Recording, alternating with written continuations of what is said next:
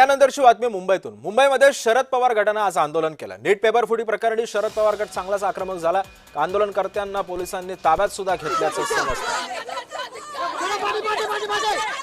यावेळी सरकार विरोधात जोरदार घोषणाबाजी सुद्धा या आंदोलनकर्त्यांनी दिली। हातामध्ये फलक घेऊन या आंदोलकांनी मोर्चा सुद्धा काढला। पोलिसांनी मध्यस्थी केली, आंदोलकांना ताब्यात घेतलं।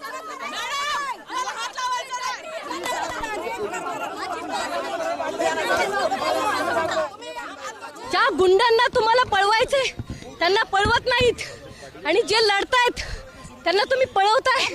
काय चाललंय? आम्ही लढायचं नाहीये? नसरापूरच्या गोष्टीवर काय उत्तर आहे?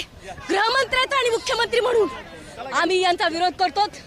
ही गुंडागर्दी चालणार नाही। आम्ही आमच्या हक्कासाठी लढतो, तर हे आम्हाला पोलीस बंदोबस्त सकाळपासून हे करतात।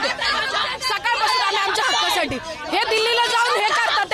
ह्यांना दिल्लीसाठी सगळ्या गोष्टी आहेत, पण नसरापूरच्या महिलेला न्याय द्यायला नाही।